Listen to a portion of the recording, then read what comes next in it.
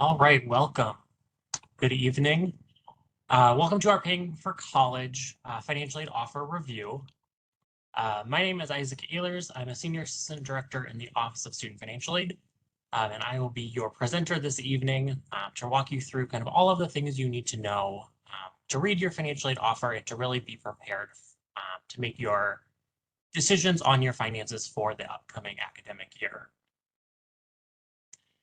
At any point throughout our presentation tonight, if you have questions, feel free to use the Q&A button to ask any of your financial aid or admission related questions.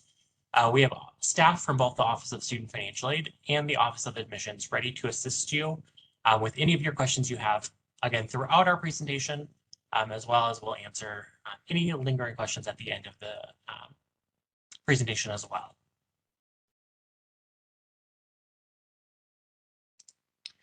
So first, we'll kind of start off with just financial aid terminology, familiarizing yourselves with some of the different terminology that's used on the financial aid offer or that we'll use throughout our presentation tonight to make sure you have a good understanding of the different verbiage we'll be using and what does it all mean.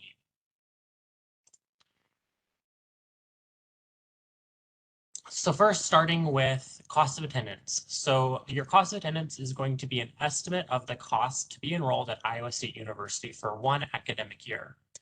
So when you got your aid offer, it'll list out a cost of attendance. And again, that's the estimate of our costs for 1 year. Your cost of attendance is going to include things like tuition, fees, food, housing, books, course material, supplies, equipment, transportation, personal expenses, really any academic related expenses that we estimate a student may have over the 9 months of the academic year. Individual costs may vary based off of a student's lifestyle, their major, their academic college, their academic progress. So really, while our cost of attendance is a true estimate, individual actual costs will vary based off of an individual student's decisions. I'll talk a little bit about that as well. So the first component of your cost of attendance is going to be your tuition and fees. So your tuition and fees includes things like it includes obviously your cost of your tuition, which is just the cost to take courses here at Iowa State. So any student who takes a course at Iowa State will be assessed both tuition and fees on their university bill.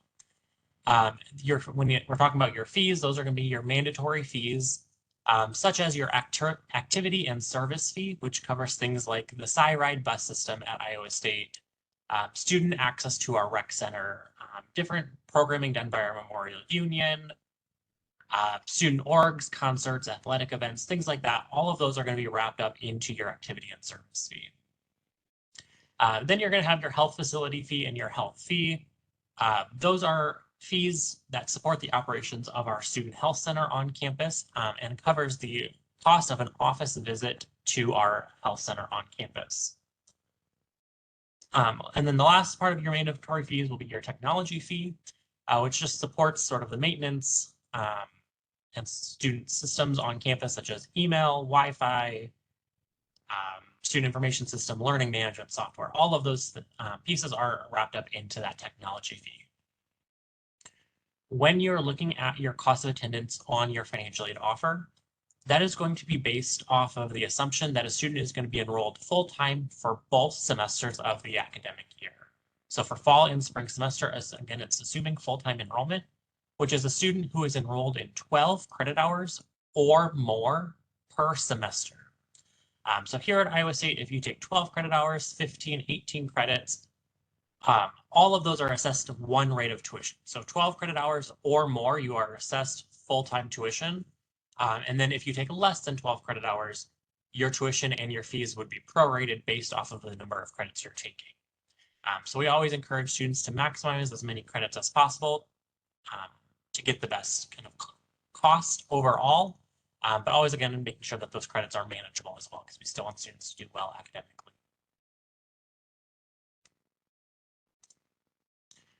Your next portion of your cost of attendance is going to be food and housing. So this is going to be an estimate of what we think it may cost to live on or off campus, depending on a student's housing choice.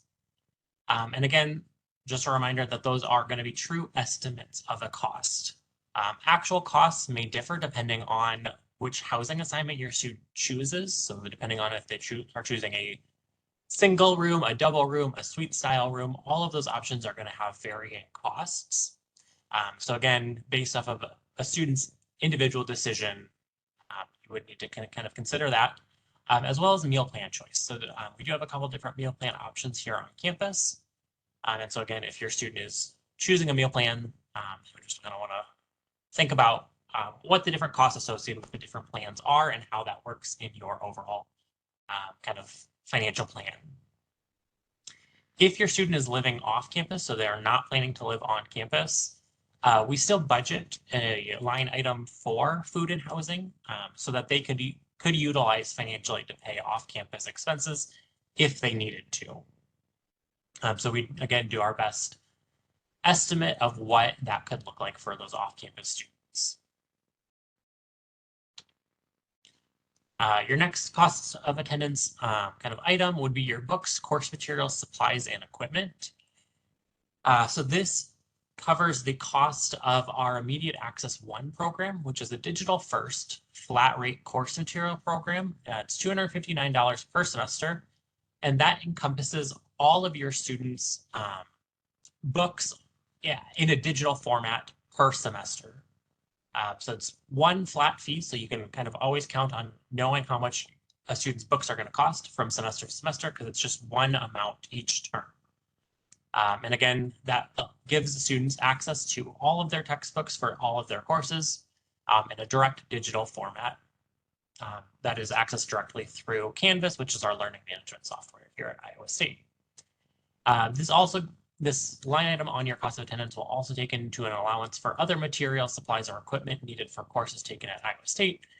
And again, those actual costs can vary by term based off of different courses, course fees, things like that. You can learn more about the Immediate Access 1 program online at our bookstore. So just isubookstore.com /Immediate Access 1 students.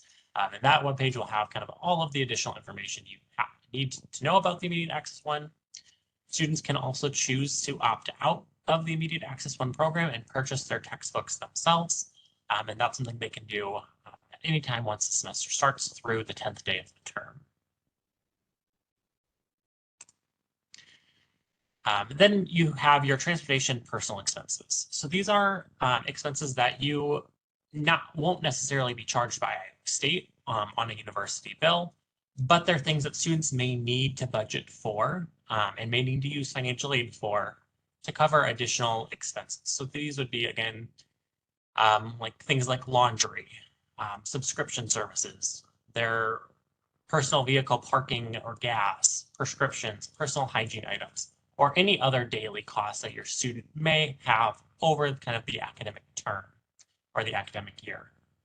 So these expenses, again, are not things that necessarily you are going to owe to the university directly, but they are things that you may need to think about as you're sort of deciding how much funds you need for your student. These are some of those additional pieces you want to think about. So kind of moving away from sort of the cost of attendance items and moving into more of the financial aid items. So your first type of financial aid a student may be receiving is going to be grants. Grants are going to be free money that is awarded based off of a student having financial need. So again, when a student files their FAFSA, that free application for federal student aid, based off the data on that application, would allow a school or would let a school know if a student has financial need or not. And then from there, we would decide if the student qualifies for any grants. So like I said, grants are free money that do not need to be repaid.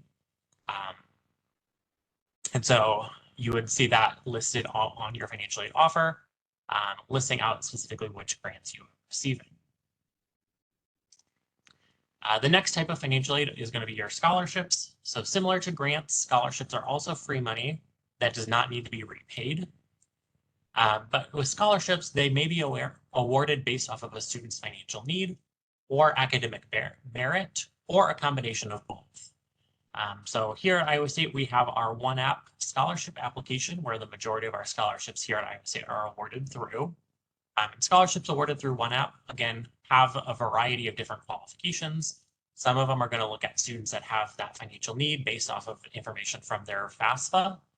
Other of them are going to be based off of a student's academic merit, or potentially their community service involvement or their leadership skills, or a variety of different kind of qualifications, as well as all students are automatically considered for our admission merit awards as well, which again are going to be based off that high school merit information.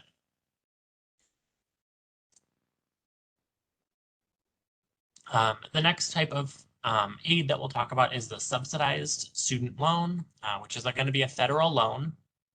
So the loan from the federal government, that's going to be considered need-based. So again, exhibiting some sort of financial need from the FAFSA. And this loan is interest-free while the student is enrolled at least half time. So meaning a student is taking at least 6 credit hours per semester. So again, as long as that student is enrolled 6 credit hours per semester, their subsidized loan is interest-free while they're in school. Repayment on this loan is not required until 6 months after the student has graduated or dropped below that half-time enrollment requirement. So again, subsidized loan, need-based, interest-free while the student is in school. Repayment begins 6 months after they've graduated. The other type of federal student loan that you may see on a financial aid offer is going to be the unsubsidized federal student loan. The unsubsidized student loan is a non-need-based loan. So to qualify for an unsubsidized loan, your student does not need to exhibit any sort of financial need based off of the FAFSA. As long as you submitted a FAFSA and completed all the documentation required on your FAFSA, students will qualify for an unsubsidized loan. While this is a non-need-based loan, that means that the interest does accumulate on the loan while the student is enrolled. So from the day it applies to the student's university bill, interest will start to accumulate. However, no payment is required while the student is in school.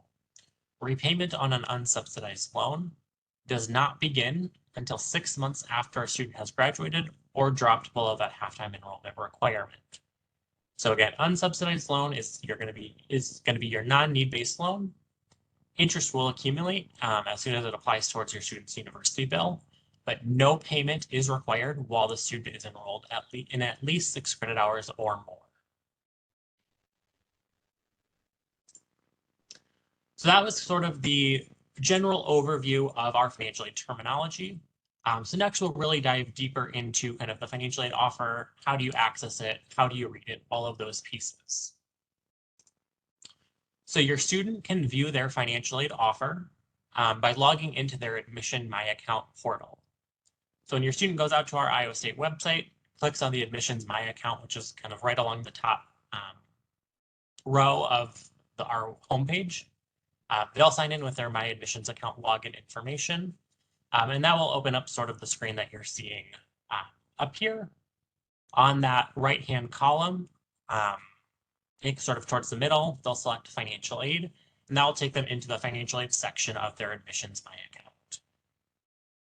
Account. On that page, on your financial aid page in your Admissions My Account, you will see if we have received your FAFSA.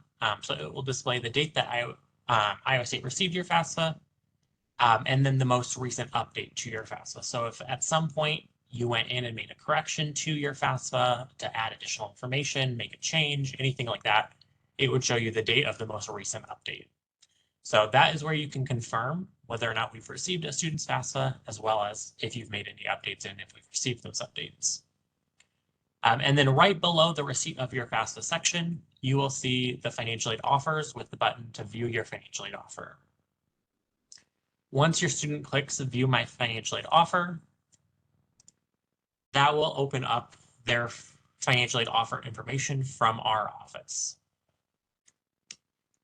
So at the top, it has a link to our financial aid conversation guide, which helps you just kind of go through a lot of the things that we talked about with learning about the different cost of attendance elements, learning about how to sort of pay your remaining costs, which we'll cover later on in the presentation.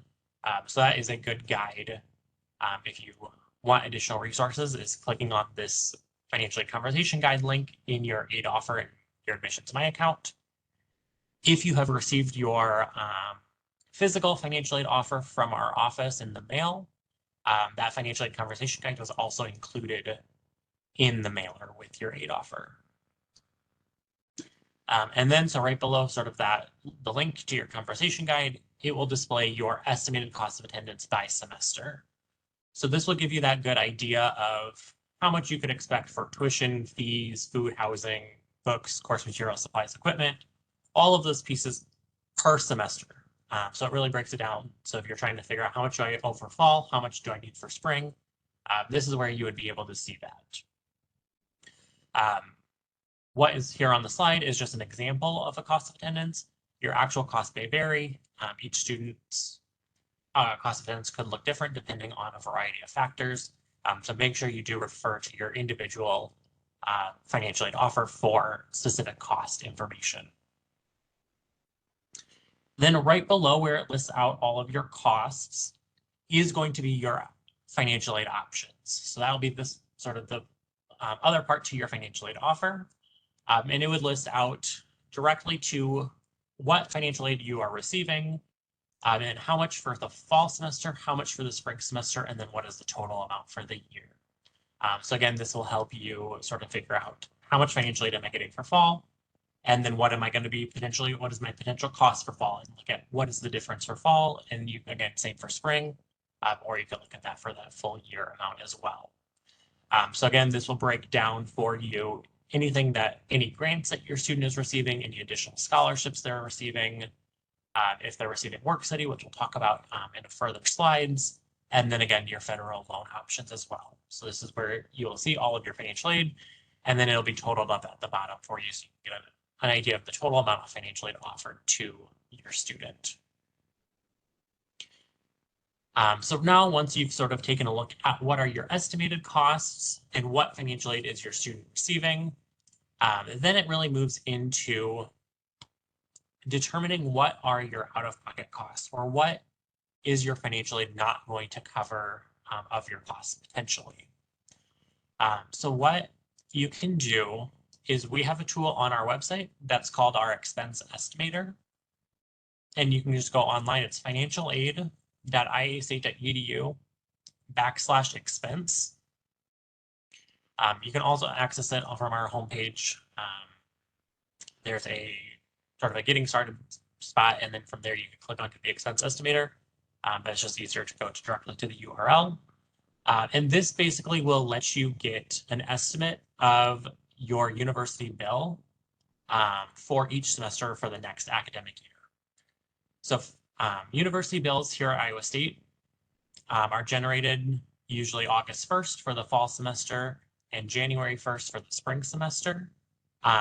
And so really, until those bills are officially available and your student has what they are actually being billed, sort of our expense estimator is your best tool to estimate what your bill would look like.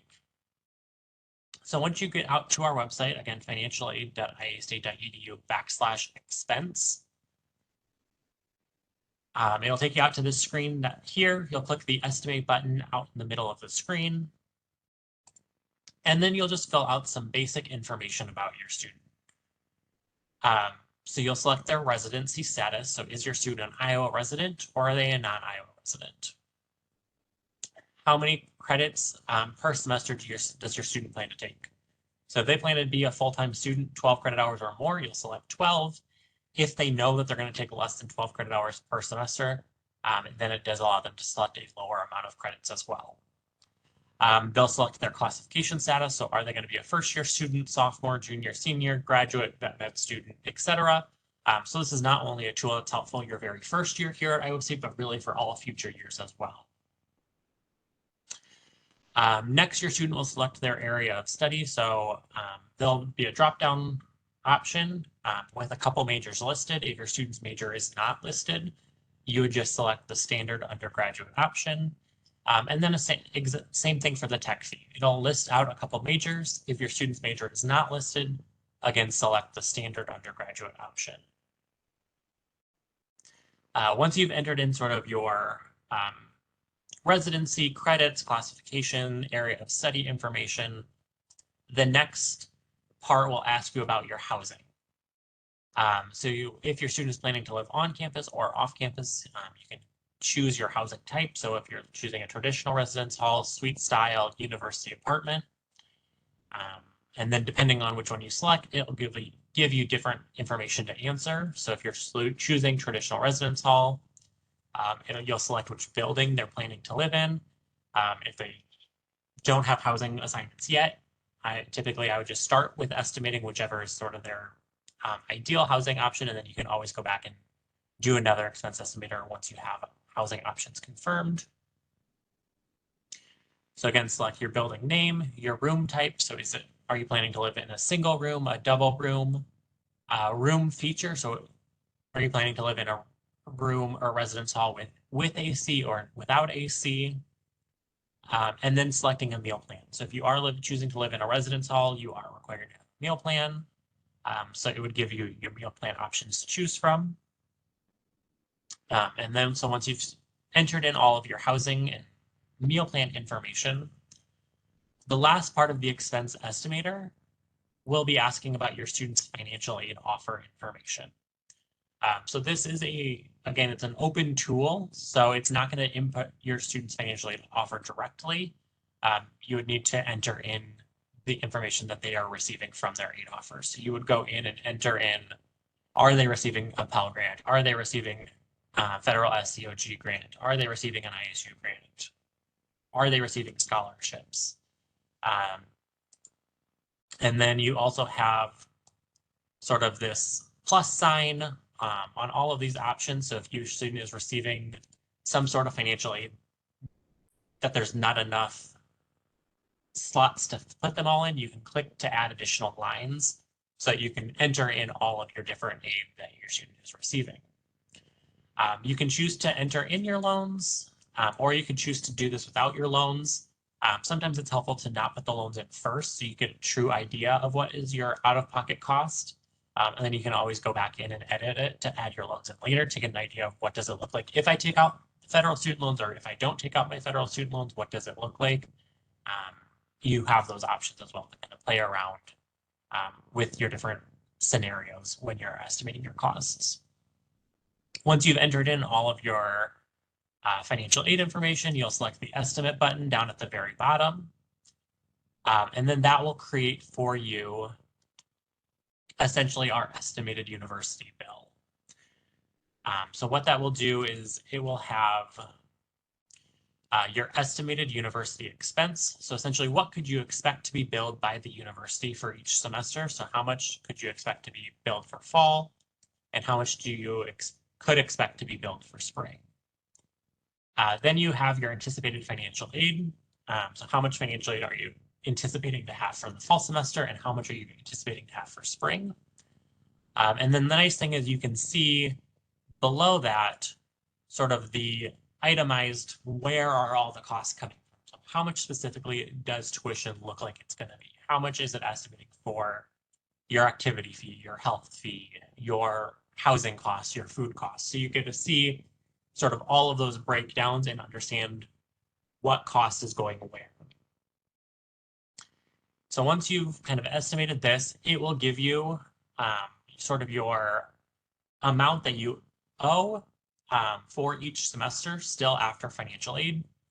So if this amount here is displaying, that circled is displaying in red, that indicates that that is what you still owe for that semester.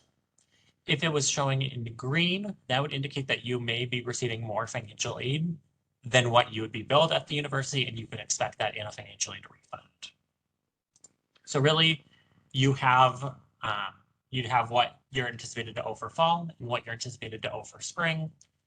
Kind of add those together, and that is sort of what you would need to make a plan for to cover any remaining costs here at Iowa State.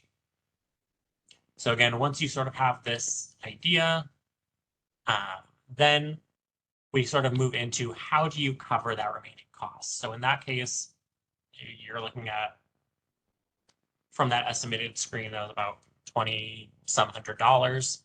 So then kind of moving into what are your ways to cover that cost.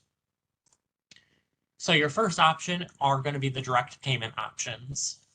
So our accounts receivable office, or the student billing office, has sort of two different payment methods that you can choose. You could choose to pay your balance in full. That fall balance would be due on August 20th, and then the spring portion of the balance would be due January 20th. And you can pay that university bill with check, with a credit card or debit card. You could bring in cash payments into the treasurer's office. So really whatever option works best for you. If you are choosing to pay your balance in full option, you have those options available. And your student would make those payments directly through Workday, which is our student information system. And they would be able to make those payments in August once that bill is available. You can also choose to opt into the deferred billing plan, which essentially takes your semester balance and splits it into 3 payments. So this is something that your student would need to opt into through Workday in the fall in August once the fall bill is available. And essentially you can take that fall balance and again, splitting that into those 3 installment payments. So let's say you owe $3,000 after all of your financial aid for your fall bill. You could take that and split that out into 3 payments of $1,000 each that you could pay August 20th, September 20th, and October 20th. And then again for spring, it's January 20th, February 20th, and March 20th. And there is a $20 fee to utilize the deferred billing plan, and that fee is paid with your second installment. Also sort of with your payment options, you also have your like 529 plans or your education savings accounts. And all of those are handled directly through the accounts receivable office as well. If you have more questions about your payment options for paying your balance in full, deferred billing, or paying your university bill with an education savings account or a 529, you can find more information about all of those options online at ubill.iastate.edu. So ubill.iastate.edu, and that will give you all of the different information specifically towards paying your balance in full, deferred billing, and educational savings accounts and 529s. If you don't want to utilize a payment option or that doesn't work for your financial situation, there are other options that you have available. So you as a parent could also borrow a loan on behalf of your student's education. So the federal government offers what's called the Parent Plus loan. This is available to parents of dependent undergraduate students to assist with your student's educational related expenses. This loan is a credit-based loan and the parent is the borrower and the parent is responsible to repay the loan. So this is a loan that you would have to apply for and pass a credit check through the federal government. And like I said, the parent is the borrower, so the loan is in the parent's name. And it is the parent's responsibility to repay that loan. So this loan can never be transferred into the student's name. It's always the parent's responsibility to repay. Like I mentioned, this is an application-based loan. So you would need to apply for it online at studentaid.gov/plus-app. And the 25-26 plus loan application will open in mid-May. So this is not something that you can go out and complete your application currently. It's something that in mid-May, you would be able to start applying for the upcoming academic year. And then sort of down at the bottom of the screen, you can find more information about the Parent Plus loan program on our financial aid website.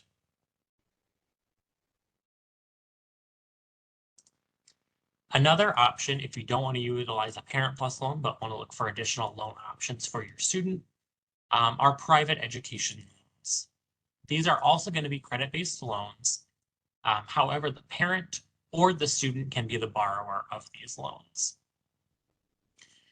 Something to keep in mind is if your student is going to be the borrower of a private education loans, most of the time your student will be required to have a credit-worthy cosigner, since most students are not going to have a long enough credit history to qualify for a loan on their own. A private education loan is not funded by the federal government. It is funded through third-party lenders. So think of like banks, credit unions, large national lenders. So that truly they are private loans from private parties.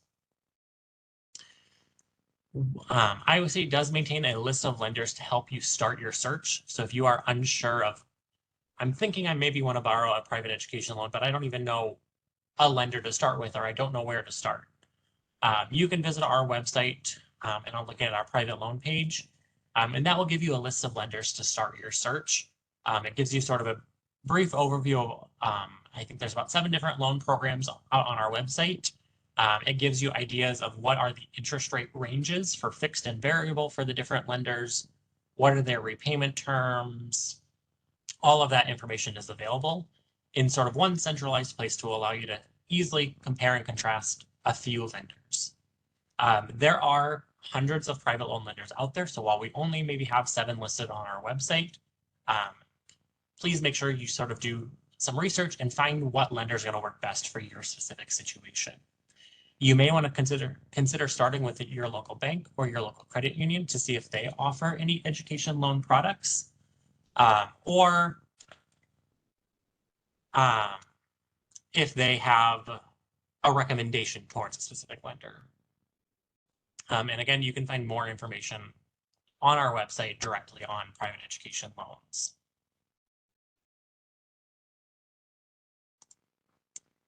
The next thing we'll talk a little bit about is student employment, which can be a great way for your students to earn money while they are on campus, and help maybe cover some of those additional personal expenses or transportation expenses.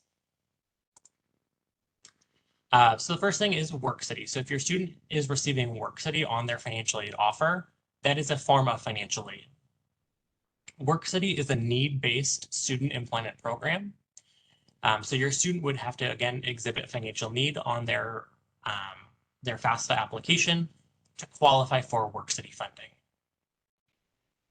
WorkCity funding is earned through working an on-campus job and is paid to the student through a biweekly paycheck. So your student, again, earns money and that money is paid directly into their bank account in the form of a paycheck. So when you are thinking about sort of WorkCity and seeing that on your financial aid offer, those are funds that are not going to be readily available to apply towards like your fall bill, for instance, because again, your student will need to work throughout the semester to earn those funds. The benefit of a student working in a WorkCity position is that any funds earned through a WorkCity job are excluded from wages reported on the FAFSA. So when the FAFSA is looking at all of the income earned by a student, they are subtracting out any funds that your student earned through a WorkCity job. And so that is sort of a great way for your student to earn funds while in school without that affecting potentially their eligibility on the FAFSA for future years. And again, you can learn more about the WorkCity program on our financial aid website.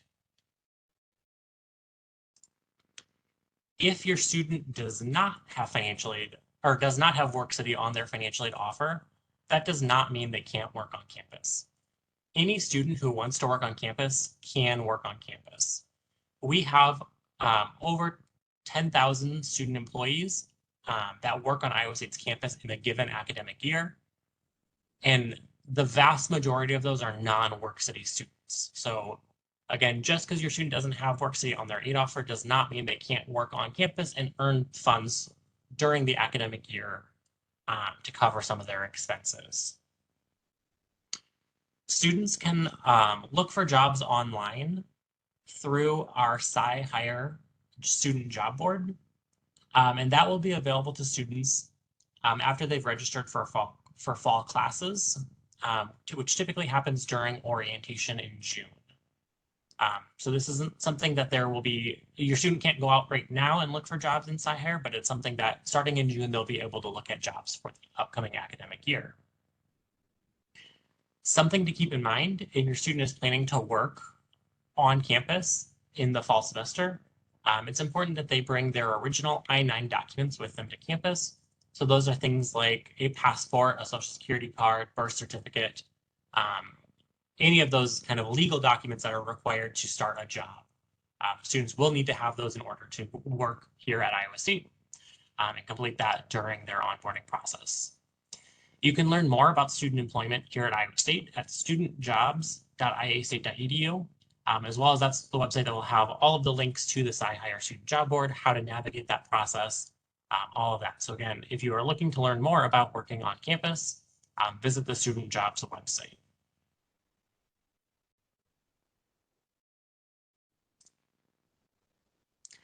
So next we'll sort of talk about some of your next steps, things to kind of think about, keep in mind as you are planning for the next academic year.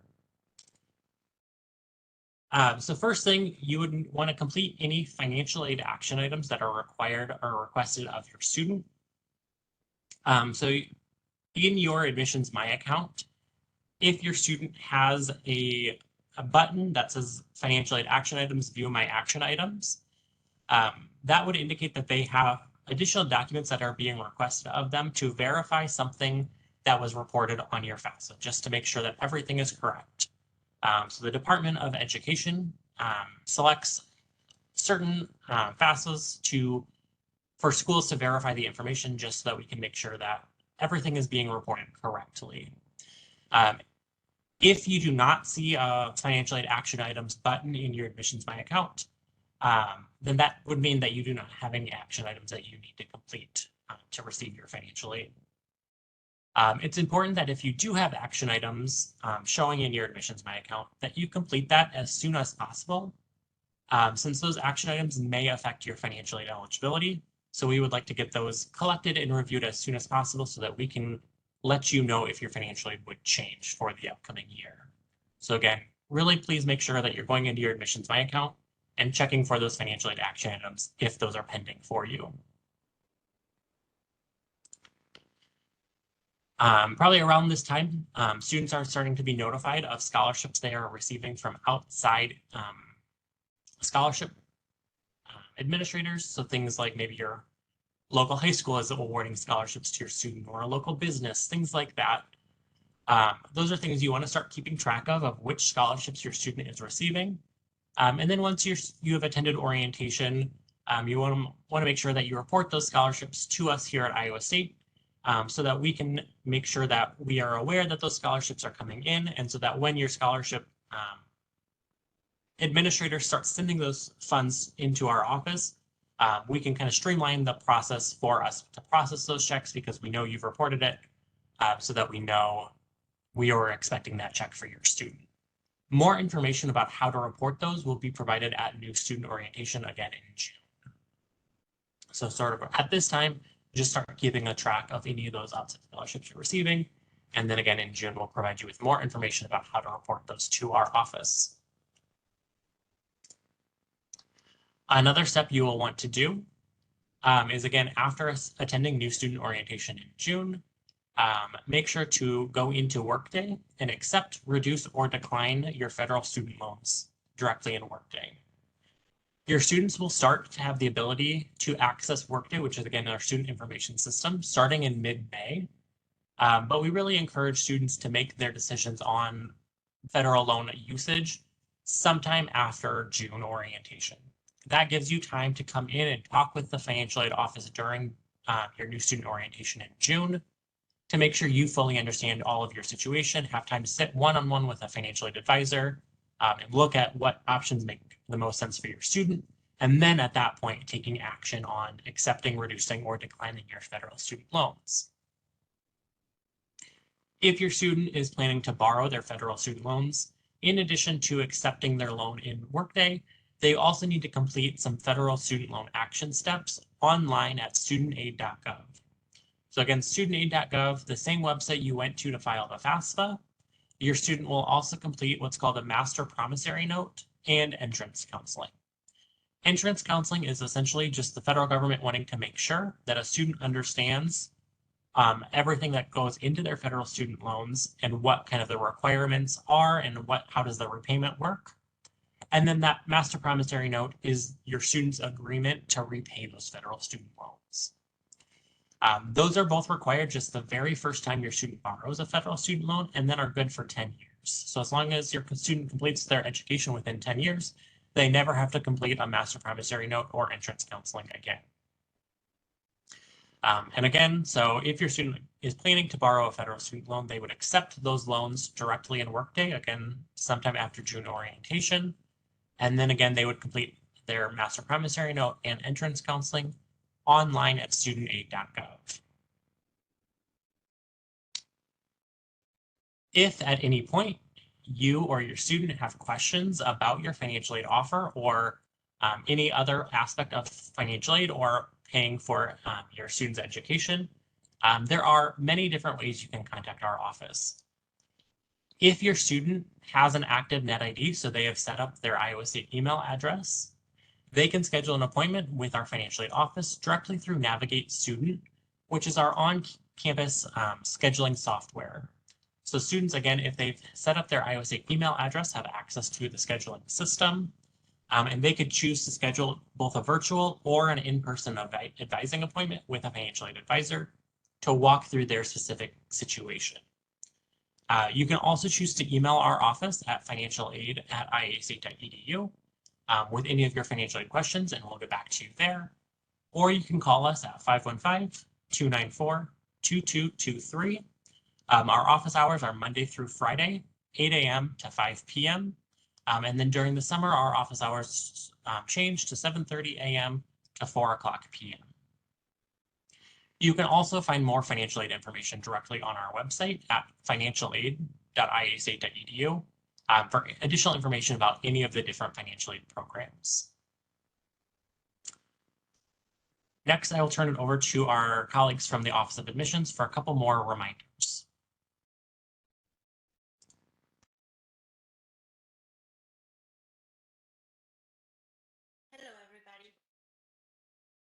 Thank you so much for being here.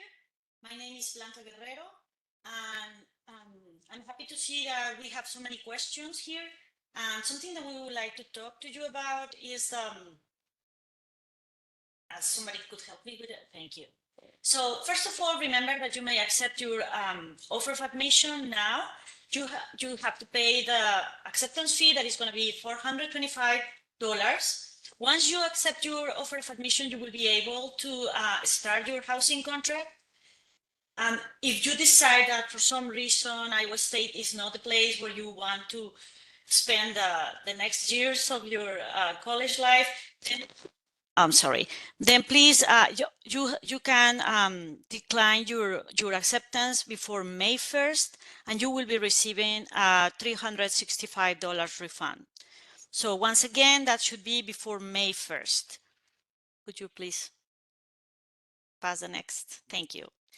It is, we want to share, we have been talking a lot about orientation during this webinar, and most of you, I mean, if you have accepted your offer of admission, you have received an invitation for orientation. Before orientation, you will have the opportunity to take the ALEKS test. You will have the information for a link so you can access this ALEKS test, and that will help us to see where are you with math at this point. So that's not a test that you will fail, but it's important that you take it before coming to orientation, because during orientation you will be meeting with your academic advisor, and they will help you to register for classes. And during orientation as well, you will also get in your ISU card if you decide to take the on-site option. But there's also the online option for people that live far away from Iowa. So you can do orientation online, and then later when you come to Iowa State, you will be able to get your ISU card. The other important event that we have and we want to share with you is Destination Iowa State. This will be the weekend before we start classes, and during that weekend we will have different events welcoming our students to the Cyclone family. You will have the opportunity to visit around campus, to tour around Ames, and also get to know and get to meet a lot of people and learn where the buildings where you are going to be taking classes are going to be at. And we have a lot of fun activities during that weekend that that's our way to welcome you to Iowa State. If you have questions about admissions or about financial aid, you may contact Isaac's office, as he gave us their information, or you may contact your admissions advice counselor. You can find our information under my account. Under my account, you will find the information of each of us. Is there? We still have some questions here in the Q&A, and we will be finally answering those. But if you have any other questions, please do not hesitate on contacting us. Thank you all for joining us so much tonight. This concludes our presentation, but we will stick around to answer any lingering questions that are in the Q&A. So again, thank you so much for your time, and please reach out to our offices if you have questions, or again, please submit your questions in the Q&A and we'll stick around and answer those. Thank you.